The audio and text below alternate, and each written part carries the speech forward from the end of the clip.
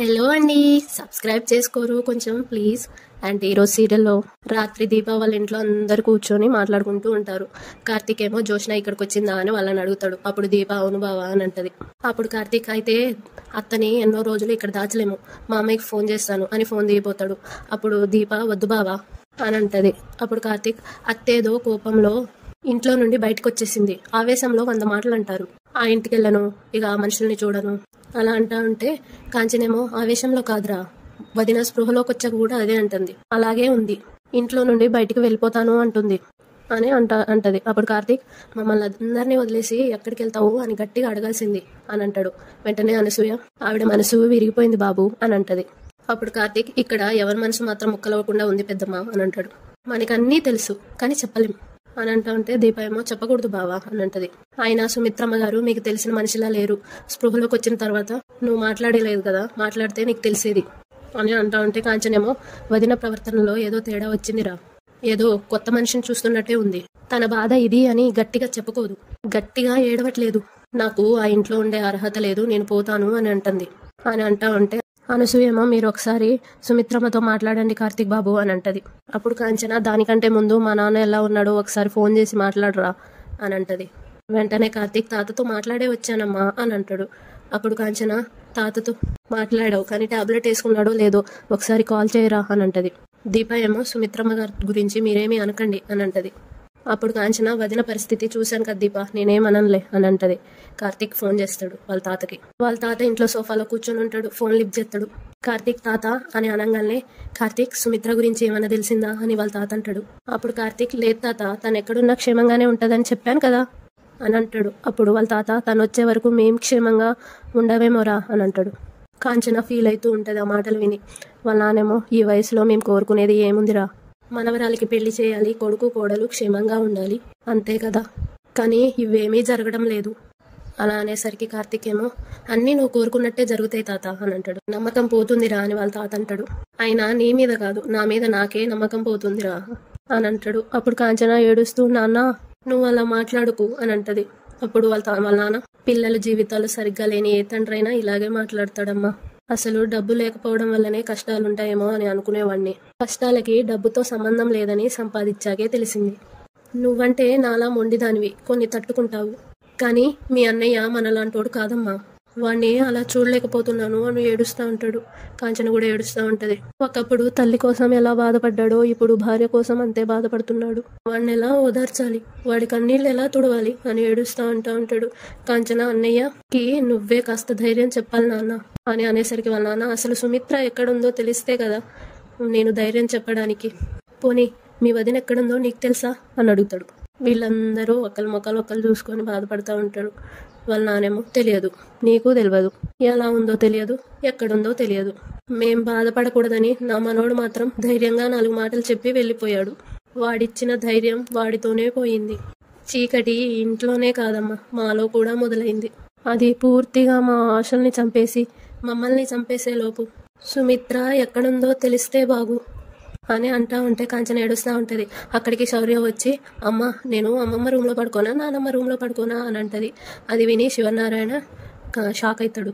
శౌర్య ఏమో నిన్నేనమ్మా అడిగేది, అమ్మమ్మ రూమ్లో పడుకోనా అని అనగానే దీప నువ్వు ఎక్కడ పడుకోవాలో చెప్తాను, ముందు నువ్వు లోపలికి వెళ్ళు అని అంటది. అప్పుడు అలాగేనమ్మా అని శౌర్య వెళ్ళిపోతుంది. వెంటనే కాంచన స్పీకర్ తీసేసి నాన్న అంటది. అప్పుడు లైన్లోనే ఉన్నానమ్మా అని అంటాడు.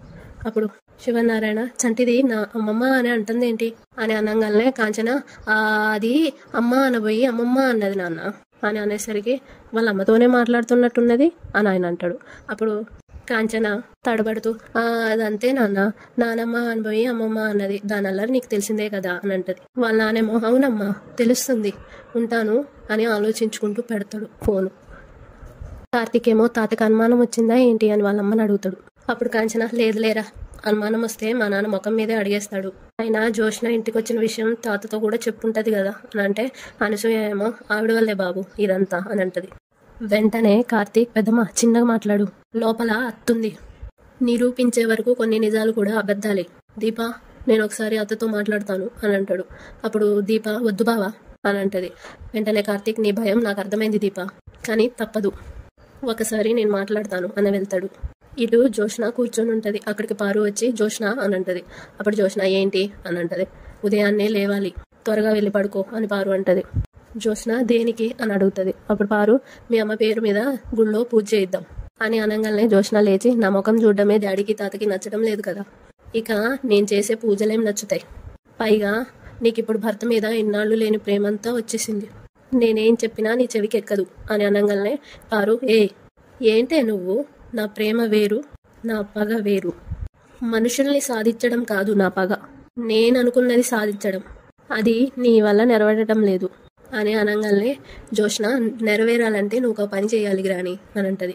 పారు ఏంటది అని అనగానే ఓ 2 రోజులు సైలెంట్గా ఉండు అని అంటది. అప్పుడు పారు మీ అమ్మ వెళ్ళిపోతే ఇంటిల్లు పాదు బాధపడుతూ ఉంటే సైలెంట్గా ఉండమంటావేంటి అని అనగానే జోష్న పోయింది అని అంటారేంటి, పోనీ మనం ఏమైనా కావాలని గంటేశామా లేదా పొమ్మన్నామా, డాడీ తిట్టాడు మమ్మీ పోయింది, పోనీ ఎలాగో చెయ్యని తప్పుకి నింద నేను పడుతున్నాను కదా అని అంటా ఉంటే పారు ఏం మాట్లాడుతున్నావే నువ్వు అని అంటది.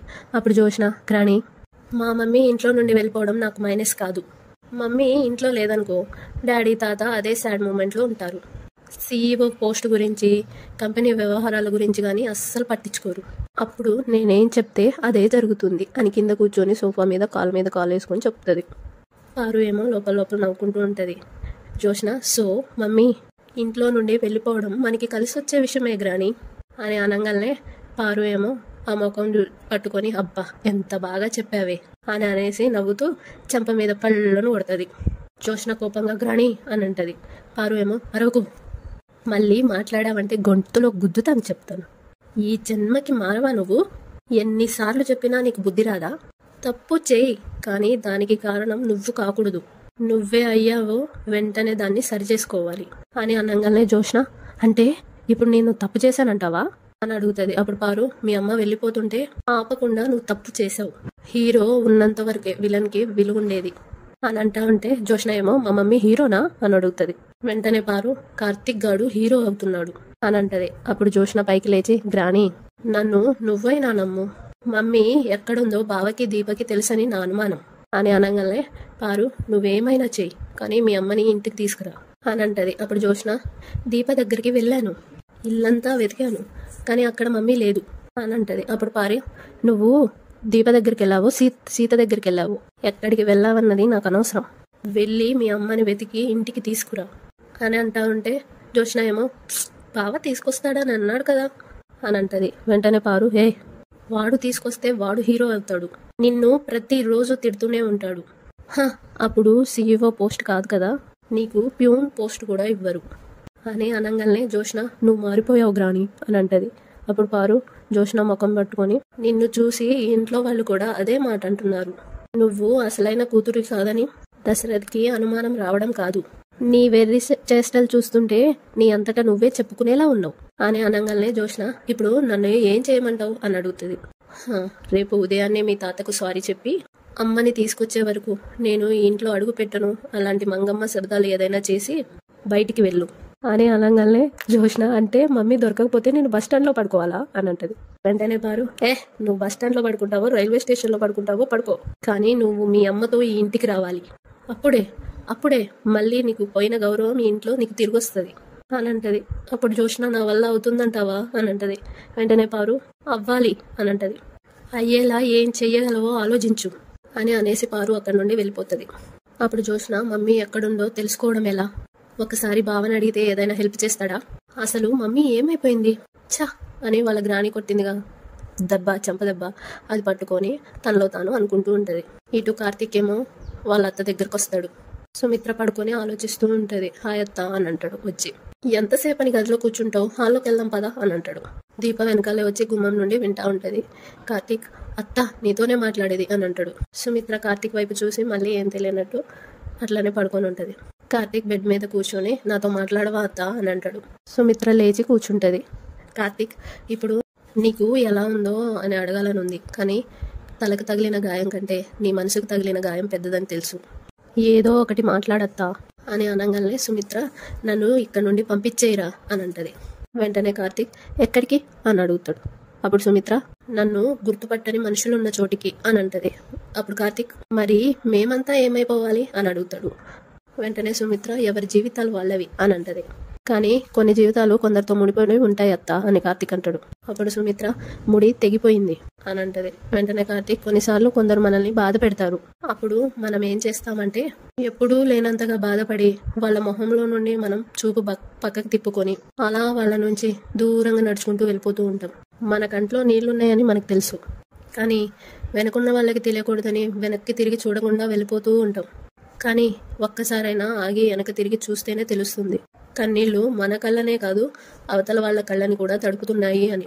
ఇప్పటికే నువ్వు చాలా దూరం వచ్చావు, ఒక్కసారి వెనక్కి తిరిగి చూడత్తా. ముడి తెగిపోయిందన్న నీ 3 ముళ్ళ బంధం నీకోసం ఎంత తపన పడుతుందో అని అంటాడు. అప్పుడు సుమిత్ర కొన్నిసార్లు మనసుకి కష్టంగా ఉన్నా తీసుకున్న నిర్ణయానికి కట్టుబడి ఉండాలి అని అంటది. అప్పుడు కార్తీక్ అవతల వాళ్ళు పశ్చాత్తాపంతో చచ్చిపోతూ ఉంటే నిర్ణయంలో మార్పులు కూడా మంచి కోసమే కదా. ఏం మాట్లాడవేంటత్తా, ఏమైంది నీకు నచ్చకపోతే ఏదో ఒకటి వాదిస్తావు కదా, నాతో వాదిచ్చు. మావయ్య నుండి నువ్వేం కోరుకుంటున్నావో చెప్పు. దీప నీ కంటికి కనిపించకుండా ఉంటే నీకు ఓకేనా, లేదా నేను కనిపించకూడదా? నీకేం కావాలో చెప్పత్తా, చేయడానికి నేను సిద్ధంగా ఉన్నాను అని అంటా ఉంటే సుమిత్రేమో తన తలకున్న కట్టుని తీసుకుంటది. అప్పుడు కార్తీక్ అత్త నీ తలకున్న గాయం ఇంకా మానలేదు అని అంటాడు. అప్పుడు సుమిత్ర ఇబ్బందిగా ఉంది, నాకు ఏ నొప్పి తెలియడం లేదు, అందుకే తీసేశాను. ఆ మాటకొస్తే నొప్పే కాదు ఏమీ తెలియడం లేదు, మనస్ఫూర్తిగా ఉండలేకపోతున్నాను, ఏమీ ఆలోచించలేకపోతున్నాను, అలా పోవాలనుంది, ఎక్కడికో నాకు తెలియదు, నా నడక ఆగే వరకు అలా నడుస్తూనే ఉండాలని అనిపిస్తుంది, నన్ను డాక్టర్ గారి దగ్గరికి తీసుకెళ్ళరా అని అంటది. కార్తీక్ ఇంకా అటు దీప కూడా ఉంటుంది కదా, ఇద్దరు బాధపడుతూ ఉంటారు.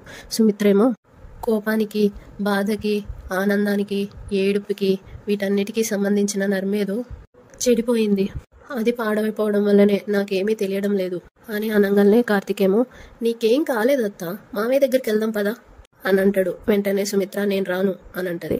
అప్పుడు కార్తీక్ ఇదిగో రాను అంటే కుదరదు, నువ్వు రావాలి అని అనగానే సుమిత్ర ఆ ఇంట్లో ఉండే అర్హత నాకు లేదు అని అంటది. అప్పుడు కార్తీక్ నిన్ను వదులుకునే ధైర్యం కూడా వాళ్ళకి లేదు అని అంటాడు. అప్పుడు సుమిత్ర నువ్వు నా మనసును మార్చాలని అనుకుంటున్నావు అని అంటది. అప్పుడు కార్తీక్ నీ మనసుని నేనేం మార్చాలని అనుకోవట్లేదత్తా, నువ్వు జరిగిపోయిన దాని గురించి ఆలోచిస్తున్నావు, జరుగుతున్న దాని గురించి కూడా ఆలోచించు. నువ్వు వచ్చేసిన తర్వాత ఆ ఇంట్లో దేవుడి గుడిలో దీపం ఇంతవరకు వెలగలేదు తెలుసా, తులసి కోటకు ఎవరూ పూజ చేయలేదు, ఉదయం లేవగానే నట్టింట్లో పట్టీలు శబ్దం చేసుకుంటూ తిరిగే కోడల కోసం ఆ ఇంటి యజమాని మీ మామయ్య గారు నా తాత ఇంకా అక్కడే సోఫాలో కూర్చొని గడప దాటి వెళ్ళిపోయిన కోడల కోసం గుమ్మం వైపే చూస్తూ కూర్చున్నాడు.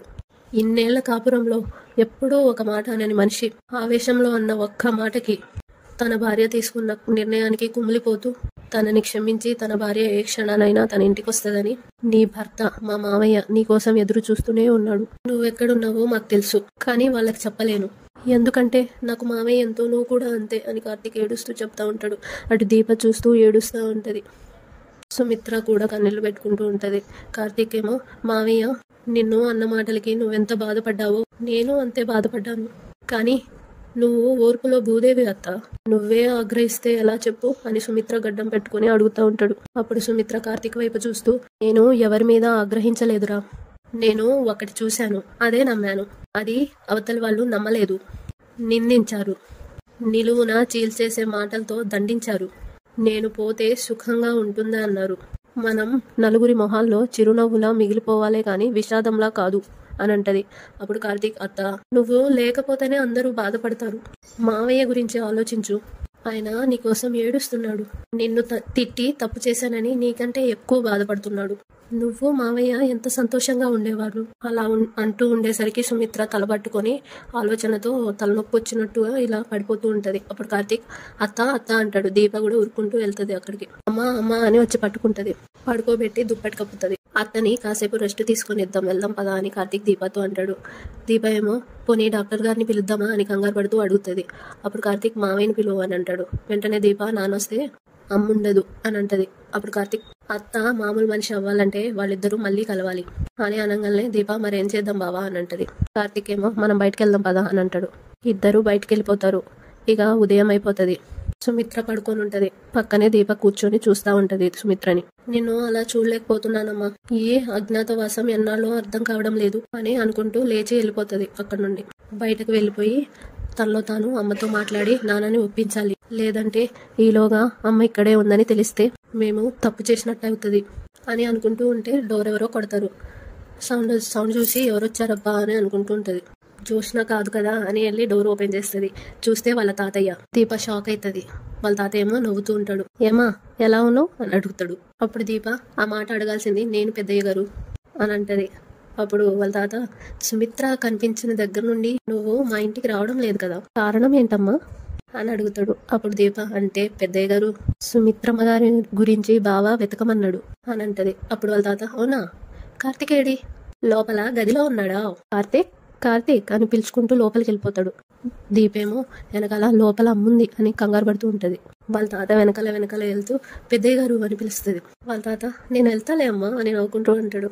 దీప నవ్వుకుంటూ చూస్తుంది కంగారు పడుతూ. పాప స్కూల్కి వెళ్ళిందా అని అడుగుతాడు. హా అని అంటది. కార్తీక్ అని పిలుచుకుంటూ సుమిత్ర రూమ్ వైపుకి వెళ్తాడు. వెంటనే కార్తీక్ వెనకాల నుండి తాత అని పిలుస్తాడు. కార్తీక్ ని చూసి వెనక్కి వచ్చేసి, నువ్వు ఇక్కడున్నావా, కార్తీక్ గదిలో లేడని చెప్పొచ్చు కదమ్మా అని అంటారు. అప్పుడు కార్తీక్, సారీ, మిమ్మల్ని కంగారులో తాత అని పిలిచాను అని అనేసరికి వాళ్ళ తాత, కంగారు దేనికి అని అడుగుతాడు. అప్పుడు కార్తీక్ తడబడుతూ, అలవాట్లో అనిపోయి కంగారు అన్నాను అని అనగానే వాళ్ళ తాత, కంగారు అలవాటు కంగారుగా మారిందా అని అడుగుతాడు. అక్కడికి కాంచన వస్తుంది. కాంచన వచ్చి, నాన్న ఎంతసేపు అయింది వచ్చి అని అడుగుతుంది. అప్పుడు వాళ్ళ నాన్న, ఇప్పుడే వచ్చానమ్మా అని అంటాడు. కార్తీక్ ఏమో, నాతో ఏమైనా అవసరం ఉంటే కాల్ చేయొచ్చు కదా సార్ అని అంటాడు. వెంటనే వాళ్ళ తాత, ఆపరా నీ నాటకాలు అని సీరియస్ గా అంటాడు. కార్తీక్ కంగారు పడుతూ, నాటకాలు ఏంటి సార్ అని అంటే, కాకపోతే ఇంటికి వచ్చాక కూడా సార్ ఏంట్రా, తాతని పిలవచ్చుగా అని అంటాడు. ఆ మాట విని వీళ్ళందరూ ఊపిరి పీల్చుకుంటారు. అలాగే తాత అని అంటాడు. ఫోన్ చేస్తుంటే నేనే వచ్చేవాడిని కదా అని దీపాన్ని పట్టుకొని చిన్నగా పంపించేస్తాడు. వాళ్ళ తాత ఏమో, నీకోసం నేను రాకూడదా అని అంటాడు.